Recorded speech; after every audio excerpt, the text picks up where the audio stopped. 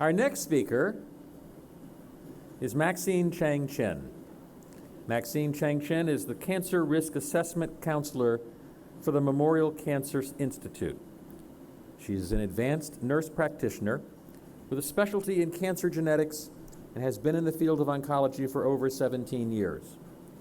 Trained at the University of Miami Sylvester Cancer Center, who will discuss what's in your genes. Good morning, everybody. Thank you for being here. I walked that way because I had a dream last night that I stepped up here and fell, and I wasn't about to make my dream a reality. So today we're going to talk about what's in our genes.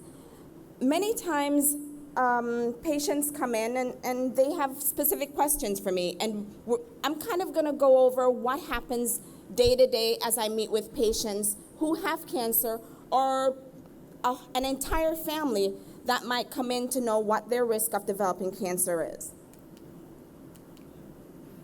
I get that question every day.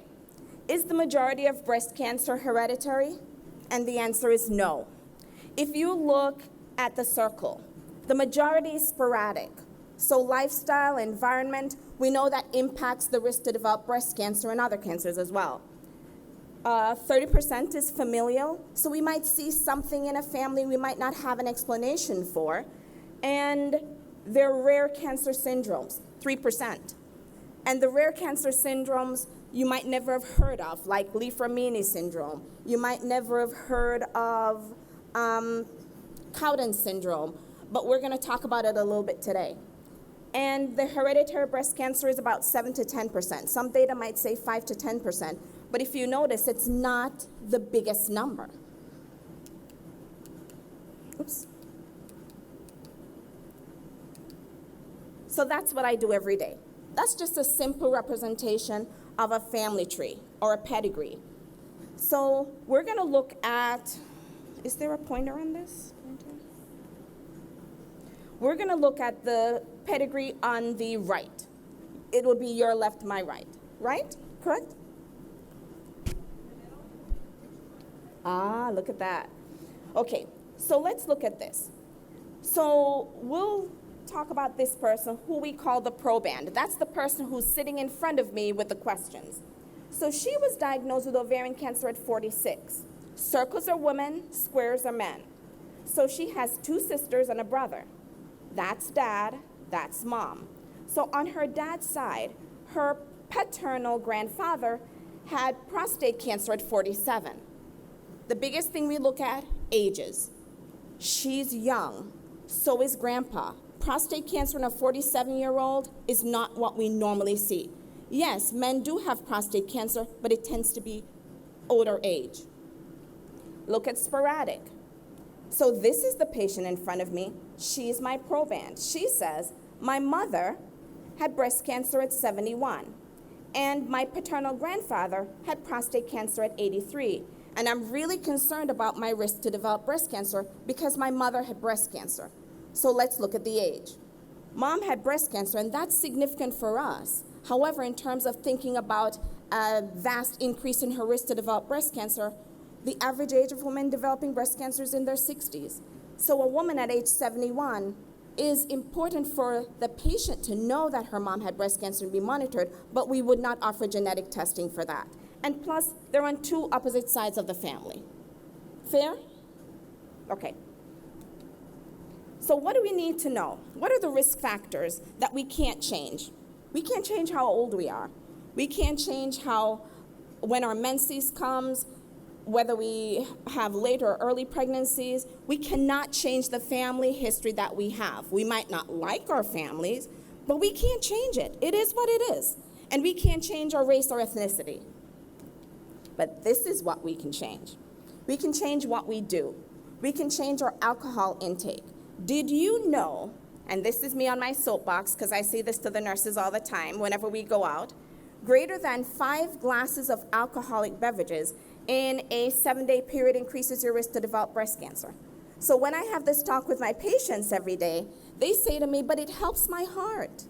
Okay, so if you want a glass of red wine a day, yes, it will help for cardiovascular health, but it could increase your risk to develop breast cancer.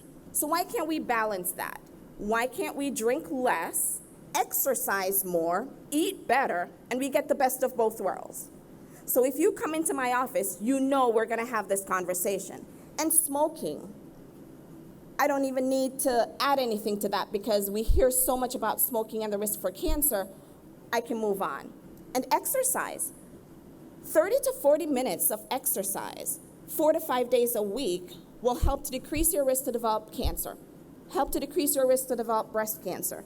So I bought a Fitbit. Does anybody know what that is? I love it. It shames you every day because you think you walk over 10,000 steps, and I thought I did because surely I walk all the time. I looked at it, it was 6,200 steps. So this was 9 at night, and I was hell-bent on getting that 10,000 steps in. So yes, I went for a walk at 9 to 10 at night because I wanted the 10,000 steps in. But exercise also helps to decrease our risk to develop cancer. And these are things that are potentially modifiable. Some of these we really may not even be able to change. What do you need to know about your family history? Everything. You need to know about everybody. You need to be the person in your family that's nosy. You know, in everybody's family, there is that one person who never minds their own business. That person you should get to know. Why? Because there are things about your family that you need to know that you don't know that might impact your risk to develop cancer. Remember Dr. Weingrad talked about the NCCN guidelines? Those are the same guidelines we have to use. The National Comprehensive Cancer Network tells us who in the family, what kind of cancer, what ages at diagnosis do we need to look at. I don't have to read these to you, but look at the ages. You notice prostate cancer before age 55? You notice ovarian cancer at any age? And when we say ovarian, we mean ovarian, fallopian tube, primary peritoneal cancer, male breast cancer, 1 in 1,000, pancreatic cancer. Did you know that pancreatic cancer in a family might tell us that there's a genetic abnormality that could increase the risk to develop breast cancer and ovarian cancer? Yes. How about both breast and ovarian cancer in the same person? Or one person with more than 1 to 2 cancers in their lifetime. I met a patient many years ago. By the time she came to us, she had already had a sarcoma. It was a uterine sarcoma. The uterine sarcoma was probably in her early 30s. Then she had stomach cancer. And then when she came to us in her 50s, she had breast cancer.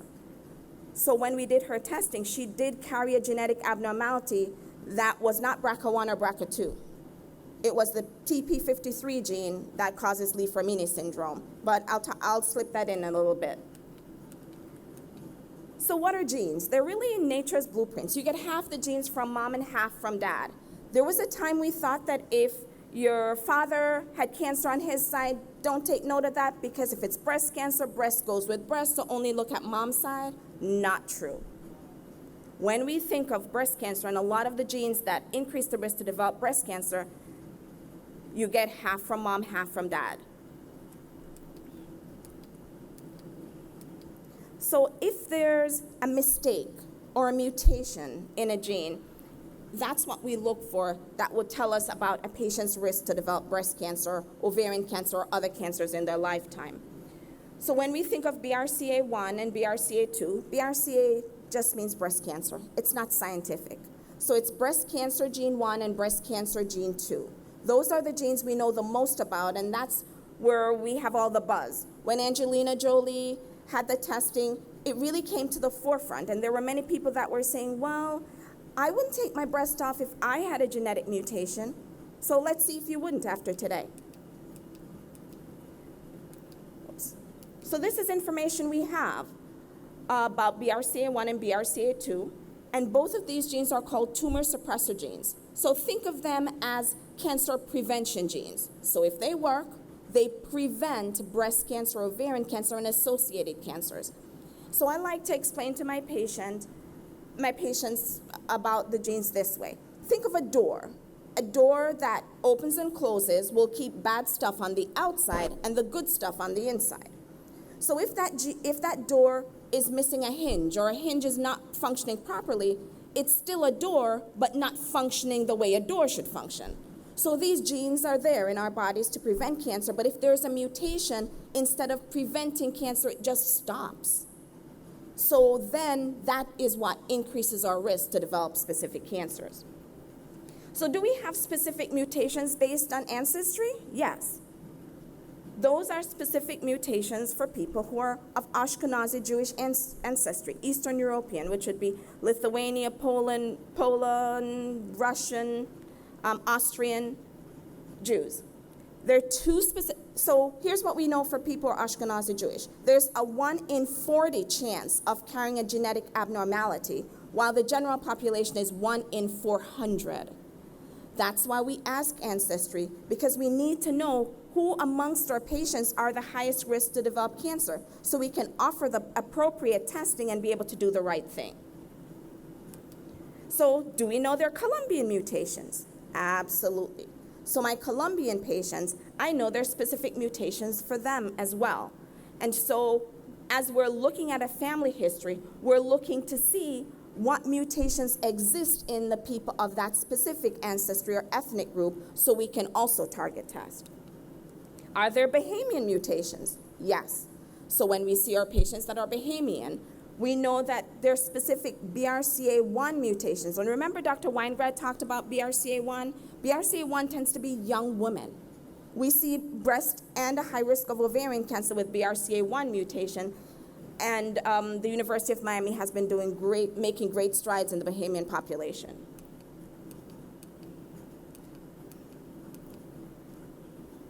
Look at the percentage lifetime risk if somebody carries a mutation.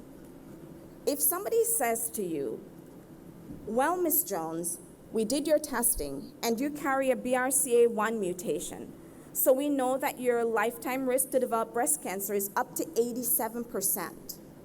That's greater than 50% chance. It may not happen though, but there's up to 87% chance that that may occur. That is the decision, those are the numbers that patients hear when they think about having a bilateral mastectomy. And that's removing both breasts even if you don't have cancer. That is to prevent the development of cancer because of those high-risk numbers. Look at the risk for ovarian cancer, 20 to 40%. But once you present up to 87% for breast cancer, somehow that 20 to 40% seems small. But the general population risk is 1.5%. So don't just look at that 20 to 40% as a number. It's compare that to what the general population risk is. And for BRCA2, we include prostate cancer, pancreatic cancer, and melanoma in terms of screening, because we know that gene also, if abnormal, increases the risk of those other cancers. So what about men? Men develop breast cancer too. And if a man carries a genetic abnormality, he too can pass it on to his offspring. If there's a mutation on BRCA1 or BRCA2, it's a 50-50 chance to pass it on to the offspring. And they may never develop cancer, but we know their risk is high based on the numbers we just looked at. This is my love. This is what I do. So I want to walk you through a family tree that I made up out of my head. So remember, this is our proband. These are her siblings. This is her father. That's her mother. And this is the paternal family history. Because remember I said, don't discount stuff on your dad's side because it matters. So my proband came in because she was diagnosed with bilateral breast cancer. The first time she was diagnosed with breast cancer was at age 34. The second time was at age 36. Her siblings, both male and female, have not developed any cancer. Her father has no cancer. Her mother has no cancer. So then she says to me, how could I ever have breast cancer? My parents don't have cancer. There are other people in my family with cancer, but they're not like my family, but they are. So if you look, dad's sister, the patient's paternal aunt, 72, no cancer. Dad's 71, no cancer. But look, dad's other sister had breast cancer at 42 and ovarian cancer at 45, and she died. Dad's parents. So this patient's paternal grandmother had breast cancer at 52 when she was still alive. She was really old. Her paternal great aunt, that grandmother's sister, breast cancer at 45, she died. And another sister of her grandmother had no cancer, but she had her uterus and ovaries removed at age 46. So when she was still premenopausal, she removed her ovaries, which helped to decrease her risk to develop breast cancer. However, her daughter had breast cancer at age 50. So when we tested our patient, she carried a BRCA1 mutation.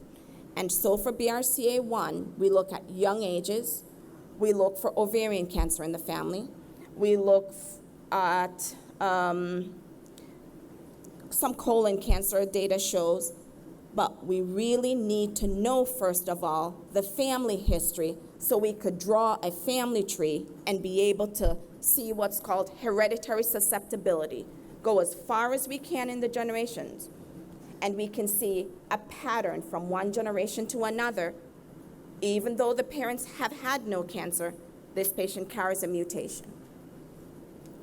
So what do we look for when we see BRCA2? Well, this was a male patient. So now we have a male patient diagnosed with breast cancer at 52. He has two sisters. They don't have cancer. Dad had prostate cancer at 64 and melanoma at 72. And grandma, breast cancer at 36. There's ovarian cancer at 68. But look at that pancreatic cancer in a great aunt. That great aunt was a nun. So when we see pancreatic cancer, we do ask about alcohol use. This great aunt was a nun, didn't use alcohol, didn't smoke, so she had no lifestyle changes that would explain that pancreatic cancer. Male breast cancer, we really look at the BRCA2 gene, and he carried a BRCA2 mutation. So when we're offering testing, just because he's male and there's pancreatic cancer in the family, we don't just offer BRCA2 alone. We offer the entire BRCA1 and BRCA2 panel. And let me kind of tell you what's new for 2014. For 2014, we're looking at cancer panels. So when I say a cancer panel, I mean a few genes that we know could increase the risk of breast cancer or cancers in general. So the panels that we're looking at may range from 7 genes, which may be those 6 to 7 genes that may be the genes that are highest risk to develop breast cancer, such as BRCA1, BRCA2, CDH1, STK11, TP53, P10, PALB2. Those genes we know are high risk to develop breast cancer. So if somebody had BRCA testing with a significant family history and did not find a genetic abnormality, there are other genes to look at. So what you do is you go back to your doctor and say, does my family history meet the criteria to look at other genes that could cause this breast cancer? Let's touch on ovarian cancer for a minute. Yes, we do know this. Breast cancer is genetically linked to ovarian cancer. But that does not mean that if somebody has breast cancer, they will automatically develop ovarian cancer. And it doesn't necessarily mean that they're higher risk.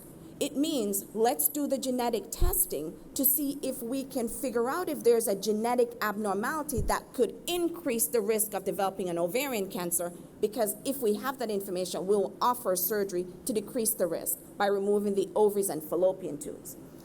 A pap smear does not detect ovarian cancer. And the symptoms of ovarian cancer are vague. I had a patient, all she had was shoulder pain. Sometimes shoulder pain is just shoulder pain. But it was shoulder pain followed by increased, what we call increased abdominal girth. where her abdomen just swelled up for no apparent reason.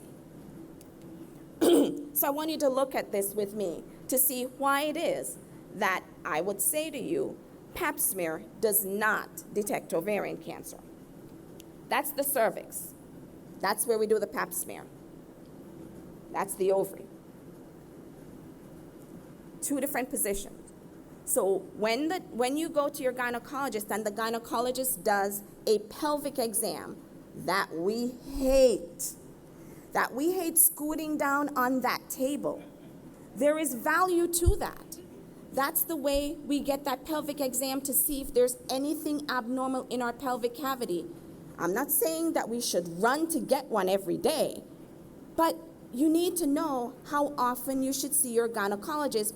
And when they do that pelvic exam, it's because they're trying to see if there's something abnormal that needs to be acted upon now. Remember, we talked about the lifetime risk of ovarian cancer. The general population is 1.5%.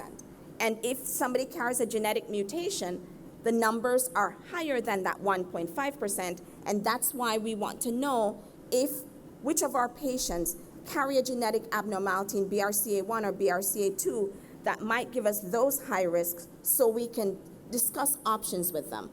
And yes, sometimes we have very young women who are 28, they're 35, and they carry a genetic abnormality and they say, I don't really want to remove my ovaries. And we're not saying that we have to, but we need to send them to the reproductive endocrinologist that can talk to them about what do we need to know for the next generation. Can we test the embryos to see if they carry genetic abnormality and select those that do not? There's so many options for young women these days that you might not even be aware of, but reproductive endocrinologists can help. Oh, and so you see the symptoms. Remember, I said it's very vague. So get that pelvic exam when you should. Know your family history if there's ovarian cancer, and let your healthcare provider know. We can only do with what we know. So if you never let your healthcare provider know that you have an aunt or a cousin or anybody with ovarian cancer, you're cutting off their hands. If we don't know, we can't document. If we can't document, we can't offer you the testing that you may need. So these are the risk factors for developing ovarian cancer: a family history of ovarian cancer, a previous cancer diagnosis, increasing age. The risk of ovarian cancer increases as we age, and that does not mean that we're going to have ovarian cancer in a lifetime, but you need to know that the risk increases with age, and never having been pregnant is also a risk. So what else do we need to know? If you meet the criteria to do testing, and by meeting the criteria, I mean we look at the family history based on those NCCN guidelines. We have the family history put up in a pedigree. We've identified the most appropriate person to test. So let's do that. The most appropriate person to have the testing is the person diagnosed with cancer. Because what we're trying to do is determine why they develop cancer, breast or ovarian. So we will offer the testing to that person and obtain the most informative information. So if I have a young woman who comes to me and she says, I want to have testing because my mom and her sister and my cousins all had breast cancer. My cousin had bilateral breast cancer at 40, and I'm 41 and I'm scared. My first thing to her is, has anybody in your family had the testing? And if she says no, I will say, here's what we do. Let's do the risk assessment, calculate what your risk is to develop breast cancer, start screening you appropriately while the other family members who are most appropriate to test have the testing that's needed. So what if she comes back and she says, I talked to everybody, nobody's interested? Then and only then would I now think of her to have the testing, understanding if I have a negative test result, it's not really that informative because I'm not comparing her to anybody who has cancer and had the testing. But it's better than nothing. But we could test her, and if she carries a genetic abnormality, now we know the percentages, and now we can talk about surgical options and even taking a pill for prevention, because we do have medications like tamoxifen that we give for the prevention of breast cancer. So we draw blood, we can use saliva or a buccal wash, and we send that off. The testing is expensive, but the cost has decreased over time. Initially, when only one lab was doing the testing, it was about $4,000 for the BRCA1 and BRCA2 panel. Now we have many labs that do testing, but the biggest thing is making sure that the lab you use for the testing is CLIA approved. Anyone can say, I can offer testing, but you want to make sure that that testing is reproducible and reliable, because it's your money. So as we do the testing, we can look at the family history and see, are we looking at 2 genes or are we looking at a panel of genes, and what are we going to do with the information? I am a huge proponent of having the counseling before the testing. Why? You need to know what your options are. You need to be prepared that we might not expect it to be positive, and it is. And what are you going to do with those results? The results take maybe 2-3 weeks, sometimes 4 weeks, depending on insurance, because we have to get insurance approval for many of the testing that we do. And now, a lot more insurances are covering testing. Medicare does not cover genetic testing routinely for people who are unaffected. That is how it is, but then there are now other labs that, since the cost of testing is less, people have the option to pay out of pocket, and it's not an arm, a leg, and a left eye.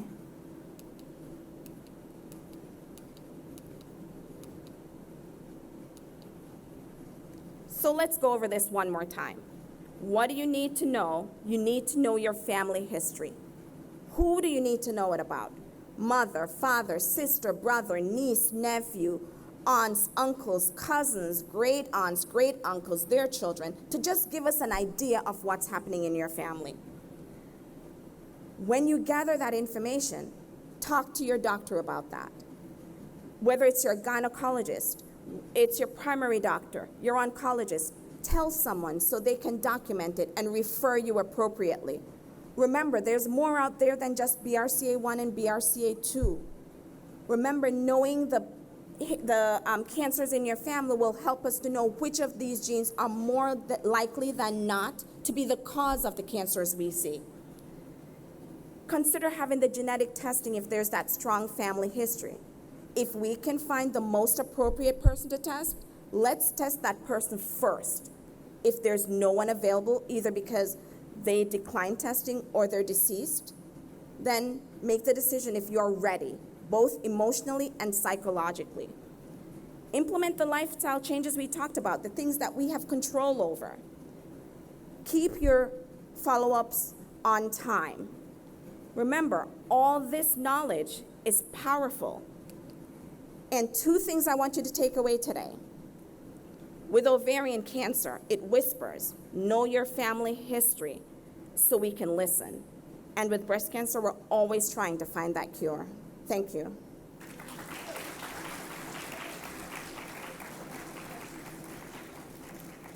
Does anybody have any questions? I know.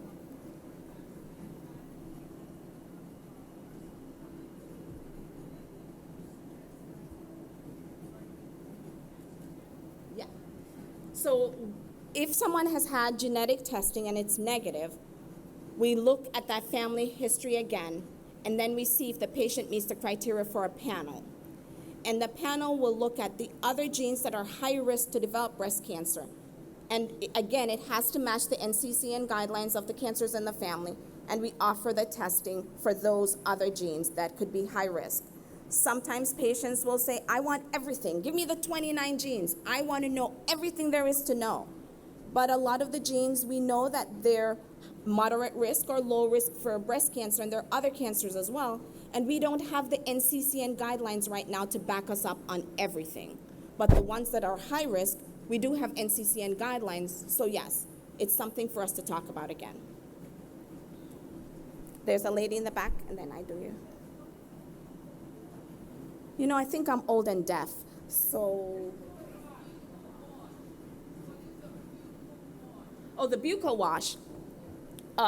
So some of the labs will give us like a mouthwash, and you swish it around in your mouth and you spit it in a tube. And some we can do by saliva. You just spit in a tube, and believe it or not, it works. So we give you the mouthwash, you swish it around, spit in a tube, we send it away, and they can give us results to see if you carry a genetic abnormality or not. Initially, I thought that's not gonna work. So I had the lab to convince me, because if I'm doing this test for the patient, I wanna make sure that the results I'm giving them to make decisions about are correct. So I had them do a pilot test in a few patients of mine that did the buccal wash, have the blood drawn, send it in, but I didn't put exact first name and last name. I did John Doe, Jane Doe, just so that I'm sure. But I did like the same date of birth.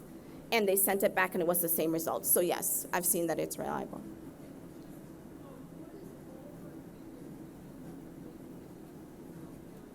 Okay, the ballpark figure to pay for the test out of pocket. So there's one lab that says $1,500. There's some labs that will do $3,000. It depends on what you're doing. But you want to make sure that when you're having the testing done, it's a reliable lab. I didn't choose. Okay, so I answered your question already. All right.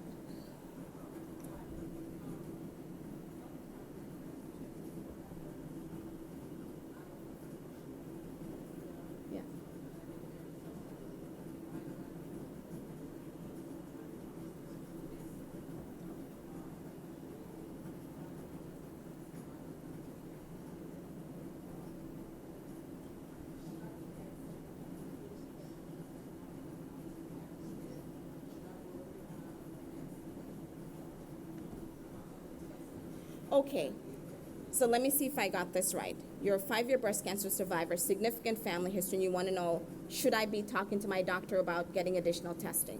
Yes, because so much has changed in the world of genetics. I remember when I started this 10 years ago, we talked about BRCA1 and BRCA2. We talked about the other genes as well if there was a family history, but now it's almost like the door is opened up to so much more.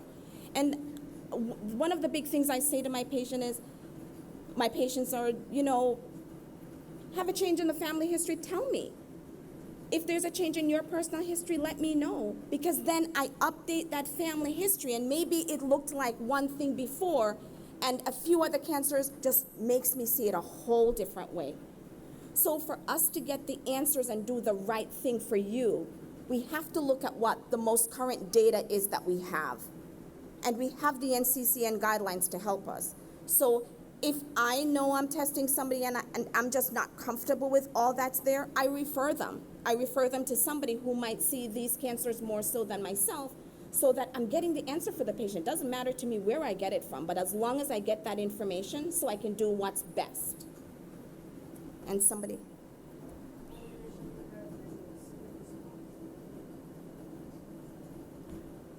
I heard cigarette smoking and breast cancer. The exact link we don't know, but we know that smoking does increase the risk of cancer, inclusive of breast cancer. Somebody asked me yesterday because they read an article that said that if a man smokes or a woman smokes, being in the same house all the time, somehow the breast absorbs that. I don't know if that's true or not, but all I can tell you is that cigarette smoking is the #1 killer of both men and women for lung cancer. It increases the risk of so many cancers, inclusive of breast cancer. The exact dynamics, I don't know, but I know that it happens. And we see it in our data all the time. I was even reading something the other day about cervical cancer and thinking about the risk of developing cervical cancer because somebody smokes. If a woman smokes and she's doing surgery, healing is compromised. We hear that all the time. And also if a woman smokes and we want to give tamoxifen for prevention, we stop because Smoking increases the risk of blood clots, so we don't want to give a medication that has that as a possible side effect if the patient already has a lifestyle that increases the risk of that. Does that help?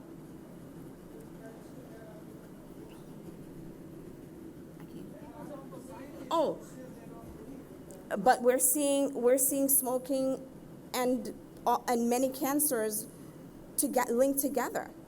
We haven't seen, like when you do a genetic test, we don't have many genes that we look at and say, oh, if somebody has lung cancer in their family, definitely it's this gene. But we see smoking increase in the risk of many cancers, inclusive of breast cancer.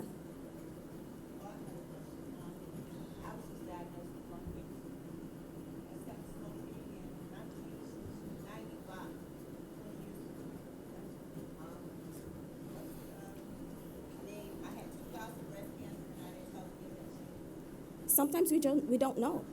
Sometimes we don't know.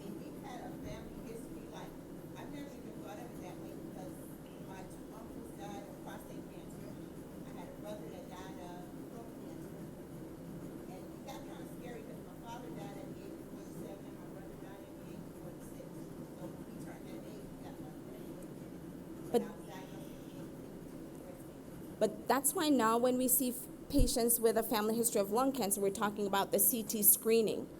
And they're doing the CAT scan initiative where you look at the number of packs per year, number of packs of cigarettes per year that the patient smokes in addition to their family history. And then they recommend doing a CAT scan or putting the patients on studies because we are looking for those answers too. Is it my stop sign? Okay. Oh, she has one question.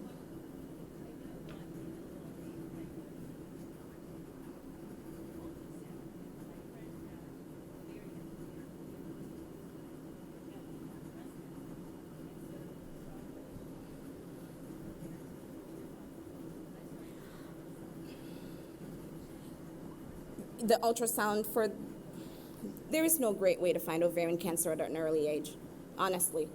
And so that's why telling your family history to your GYN doctor so that they can monitor you in the right way based on the family history. That pelvic exam, you can't beat that pelvic exam to feel a mass above and beyond an ultrasound. So if a patient comes in with symptoms, I still suggest the pelvic exam as the go-to. And then the gynecologist is going to discuss what is the value of the ultrasound. I tell patients don't focus on just getting a test or a blood test like the CA-125 and focus on a number. We have to look at the patient and look at the symptoms and do a physical exam. And so I am a big proponent of discussing all of that with the gynecologist. What is the best thing for me? This is my family history. Do you think I would benefit from doing this? Okay, thank you.